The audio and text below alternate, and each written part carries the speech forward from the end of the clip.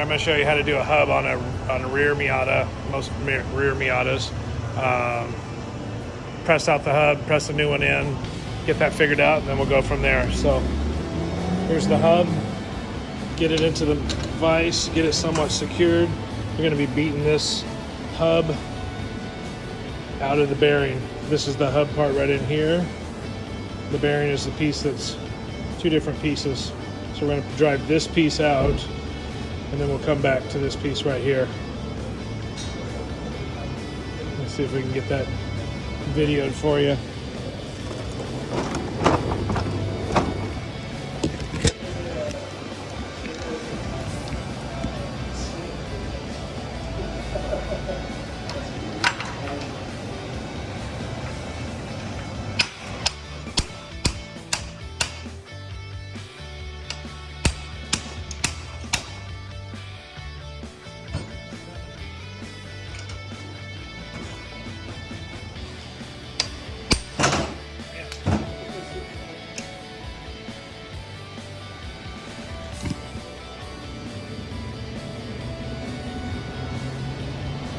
Okay, so the race is still on here.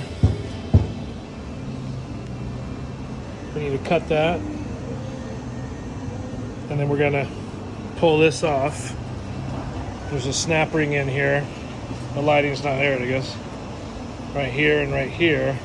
Those are gonna get pinched together, and the snap ring is gonna come out, and then we're gonna press this bearing that way. In the meantime, we're going to come back and I'll show you how to do this. I saw some cool things with the torch, so I'm going to play with fire here pretty quick. I'll keep you posted. All right, here we go. You see the ring in here. There's the clips right there. Pretty dirty. I had to use a wire brush to kind of clean that up to see it. So anyway, there you go. It's a two-handed operation, not going to be able to see it in action, but basically that's what it looks like.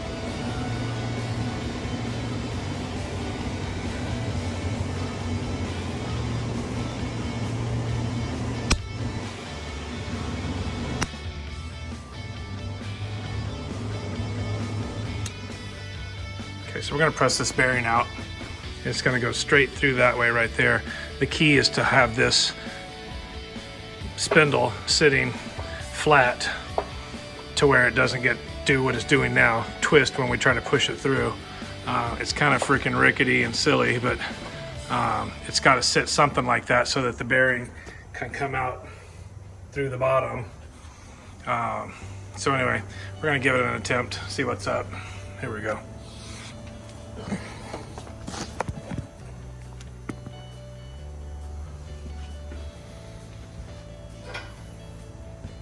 Safety third.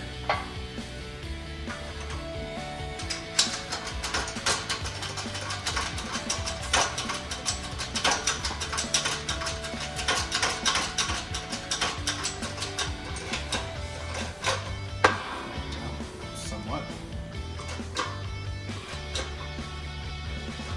Yeah, I feel like pushing through. Super sketchy with this thing right there, but it's got to hold that thing in place. I can see it's pushing through.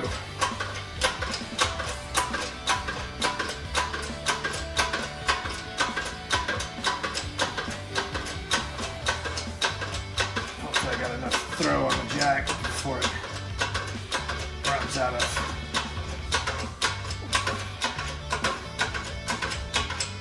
There it goes.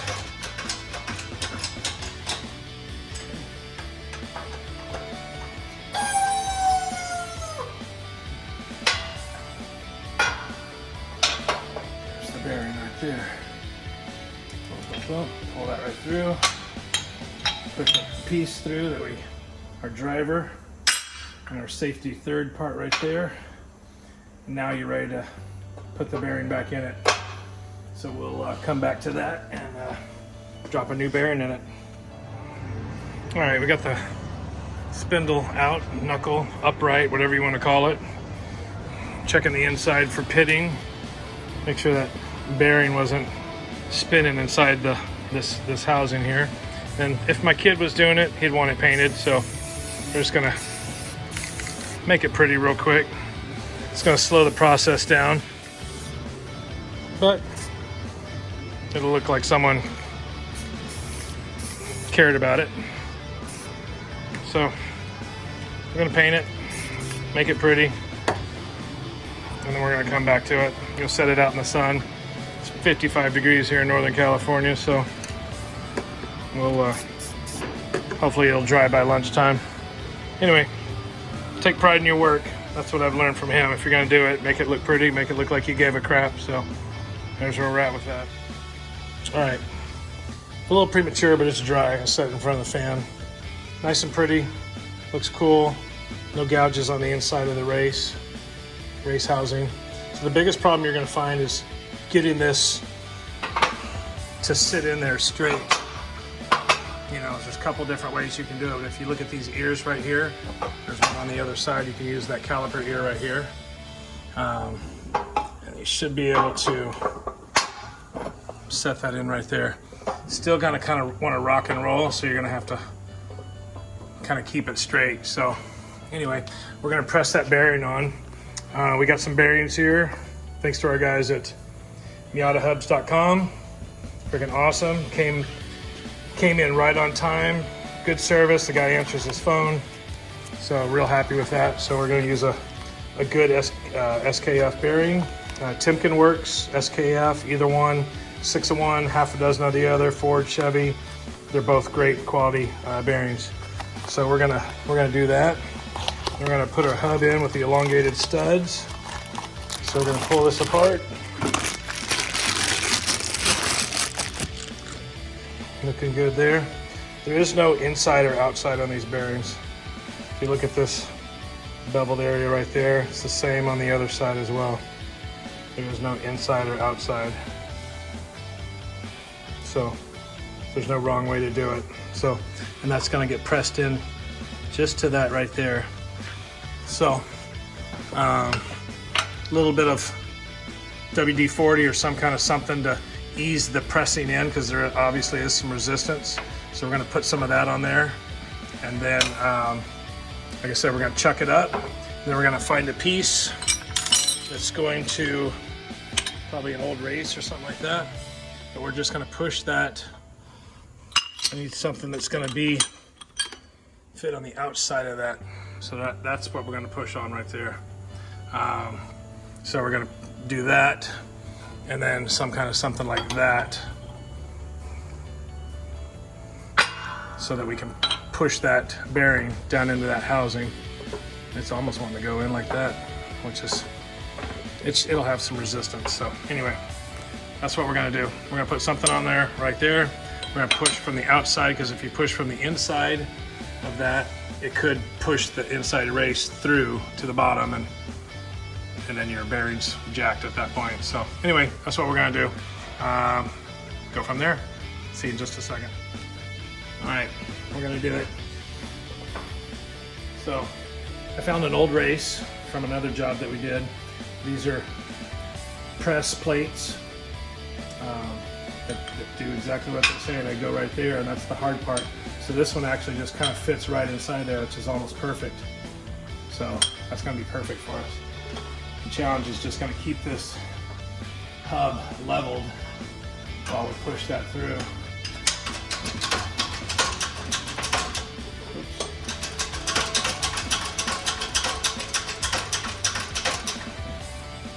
We'll come back.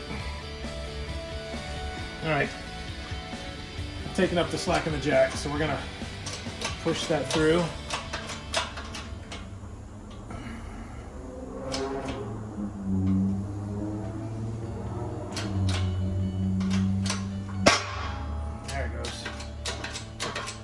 Kind of sketchy at first, wants to bind up. That's not a big deal. You got to remember that this bearing's got to go down far enough into this to put that snap ring back on. So that's why we're using this other piece, because this piece needs to go further past that. I'm gonna back that off a little bit.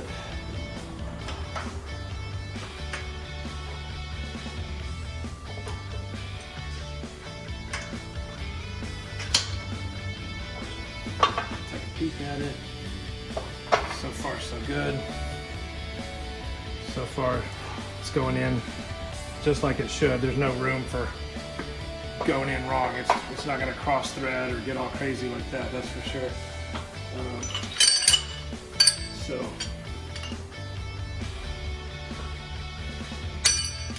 just want to make sure that is perfectly. That race that we're using to press the new bearing in is going to go inside of it as well.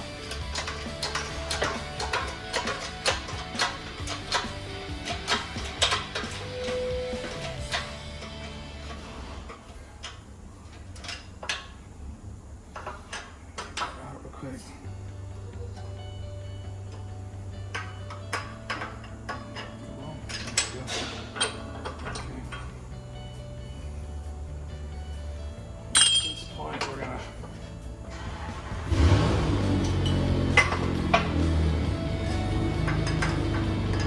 Now we can push on that. Now we can push on that inner race just a little bit.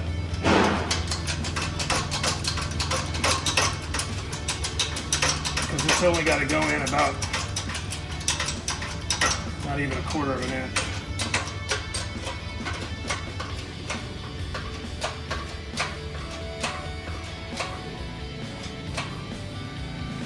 About it. You can feel it getting tight.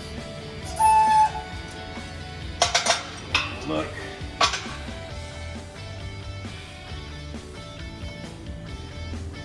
I don't know if you can see it or not, but you looking for that groove. Once that groove is exposed, then we're golden. So we're gonna press on. It doesn't need to go far.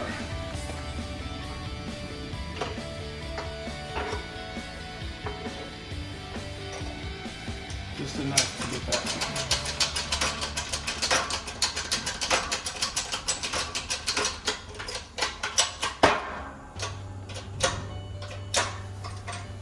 You can kind of see in there too. Pretty close.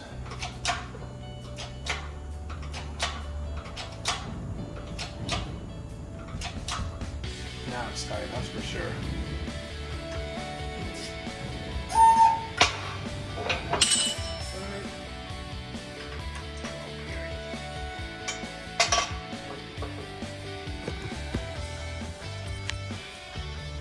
So you can see that groove.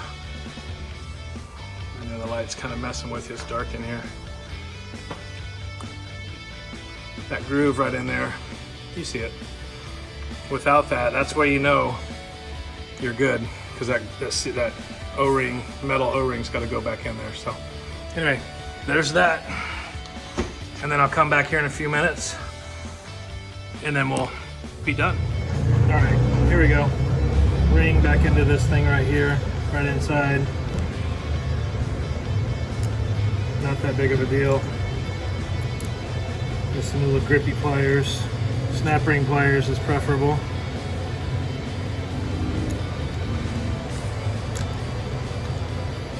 Snap ring pliers is preferable.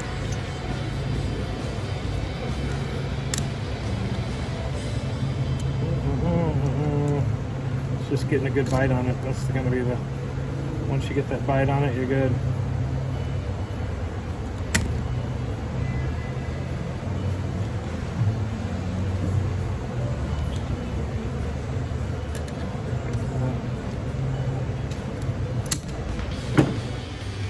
All right, real quick while it's not loud in the shop, the difference between a stock Mazda Miata hub and Miata hub's hub looks like about, not much, a 1/16 of an inch or so. Obviously racing studs, a little bit thicker, stronger. So this is gonna be for an enduro car, so not spec Miata. So check your rules, all that stuff, but definitely a far superior looking badass component. Again, thanks to Justin over at Miata Hubs for getting that product over to us real quick. All right, here we go. This is the icing on the cake. We're just about done. New hub is going to go in there. Again, the critical part on this thing is getting a piece that's making a pedestal for this, and it needs to be on that inner race. Otherwise, when you push that hub through, it's going to push this inner race out. So not good. So this needs to have some movement. Either one of these sides is going to sit in that inner race perfectly. I'm going to use the bigger side. So I'm going to set that right there. I'm going to set this up. I think I had it the other way. Oh, it fits like that. Perfect.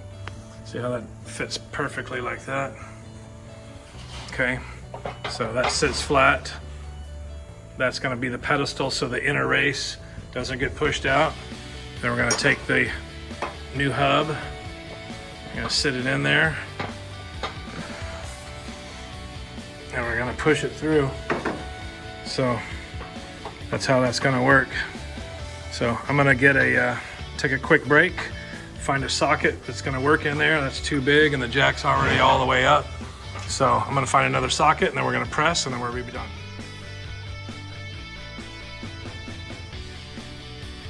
All right, here we go, guys. I'm going to wrap this bad boy up. So we got the pedestal down here. We got the hub right here. We got the hub right here. We're going to put a spacer in between here. That's going to go in there like that, just to take up the gap so we don't run out of extension on that jack. This is pretty, this is pretty solid right here. We're looking good. So we're going to get it done. Wrap this bad boy up. And have Adam put it back on the car. This is all wrapped. Yes.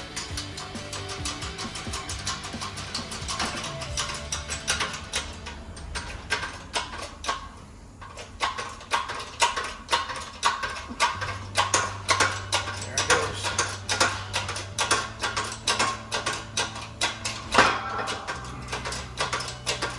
Now it just centered itself. Go until it just about stops. So that real quick. Pressure off. Loosen up real quick. Take our spacer out. Take this out. Look at this back side. Look at the gap right in between the hub and the housing.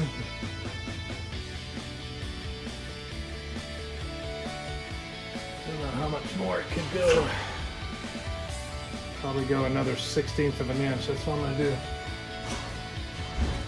1/16 of an inch. Here we go, and then we're done. Just set that back like that. Put that in there like that. Oh, and by the way, this is this video is from my good friend Al. That's not going any further. Not going any further. Okay, there we go. That's that. Socket back. This back. Give that a spin. It doesn't bind up on the.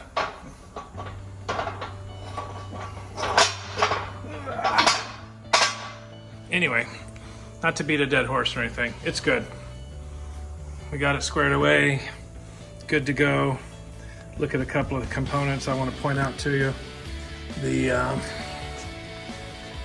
distance between the hub and the housing, dude, it's not much. It's less than, I mean, 1/16 of an inch, 1/8 of an inch. So it turns. It doesn't. You don't want to have contact between the hub and the housing. But like I said when I was pressing this before, it's freaking. It ain't going anymore. So we'll look up the back side of that real quick. High-tech lighting studio. So that hub's all the way up against the inside of that that contoured edge right there. You see that? So that's kind of what I'm looking for. So that hub coming into the beginning of that contour. So that's about, it ain't going no more. There's no more room for it to go. So So anyway, that's it. Good luck, and there's your hub.